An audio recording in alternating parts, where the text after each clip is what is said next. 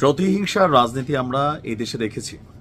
আর সবচেয়ে মজার বিষয় হচ্ছে, প্রতিহিংসা যখন ঘটে, আজকে আপনি যা অন্যায় করছেন আপনার উপর এটা 5 গুণ বা 10 গুণ বড় আকারে কিন্তু ফিরে আসবে। ন্যায় বিচার আপনি পাবেন। সকলের খেয়াল থাকার কথা যে বিএনপি চেয়ারপারসনের একটা বাড়ি ছিল সেনানিবাসের মধ্যে বরাদ্দ।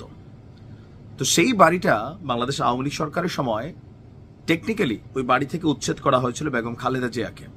আর সেই ভিডিও ভাইরাল হয়েছিল, অনেকে দেখেছিলেন।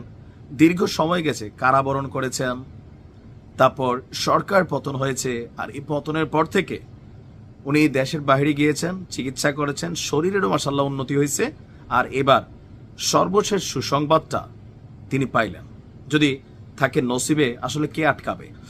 বিএনপি চেয়ারপারসন খালেদা জিয়ার গুলশানের বাড়ি, যেখানে তিনি বসবাস করেন, সেই বাড়িতে গতকাল রাত 9টার দিকে গৃহায়ন এবং গণপূর্ত মন্ত্রণালয়ের উপদেষ্টা আদিলুর রহমান খান তিনি খালেদা জিয়ার বাড়িতে গিয়েছেন। যাওয়ার পর তার হাতে একটা কাগজ দিয়েছেন। তো প্রাথমিকভাবে তিনি বুঝতে পারেননি কাগজটা কিসের। তো পরবর্তী সময় আমরা দেখলাম যে আপনার আমাদের যিনি উপদেষ্টা আছেন গৃহায়ন এবং গণপূর্ত মন্ত্রণালয়ের, তিনি বলছেন যে এটা হচ্ছে গুলশানের এই যে বাড়িটা ফিরোজা, এটার নামজারির কাগজ। আমরা যদি দেখি, ইতিহাস বলছে 1981 সালের 31শে মে রাষ্ট্রপতি থাকা অবস্থায় জিয়াউর রহমানের মৃত্যুর পর তার স্ত্রী খালেদা জিয়াকে রাজধানীর গুলশান এলাকায় 1.5 বিঘা জমির উপর অবস্থিত ওই বাড়িটি বরাদ্দ দেওয়া হয়। বাড়িটি খালেদা জিয়া গুলশানে ফিরোজা নামের যে বাড়িতে থাকেন সেটির কাছেই, মানে এখন যে বাড়িতে আছেন সম্ভবত এটার পাশে আরেকটা বাড়ি। এর বাইরে ঢাকা সেনানিবাসের ভেতরও আরেকটি বাড়ি খালেদা জিয়াকে বরাদ্দ দেওয়া হয়েছিল। আওয়ামী লীগ সরকারের আমলে সেনানিবাসের বাড়িটির বরাদ্দ বাতিল করা হয়।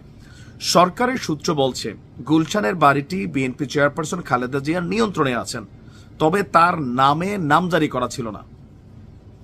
এখানে একটু ব্যস্ত লাগতেছে যে মানে এখন যে বাড়িটা দিছে ফিরোজা, এটাই কোনার নামে নামজারি করছেন নাকি আরেকটা জমি নামজারি করছেন। তবে যাই হোক, এই জায়গাটা ওনার নামে নামজারি ছিল না, আইনি কিছু জটিলতা ছিল।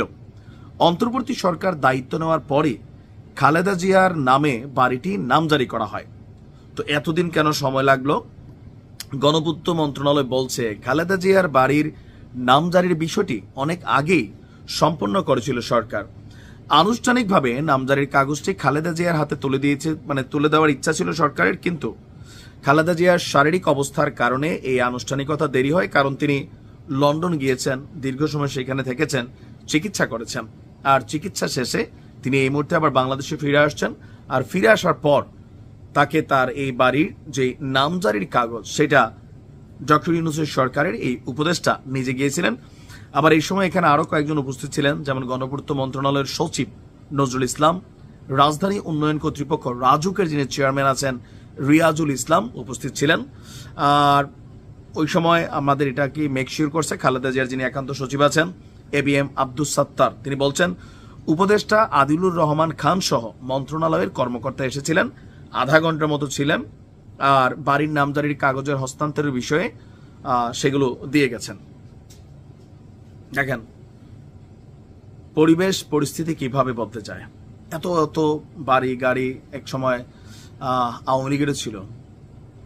যে কোনো পরিস্থিতি হোক, যে কোনো, আমার কাছে মাঝে মাঝে মনে হয় আসলে রাজনীতিটা বড় জুয়া খেলা টাইপ নিজের জীবনের সাথে। আপনি ভালো করলেও বিপদে পড়তে হয়, খারাপ করলেও বিপদে পড়তে হয়।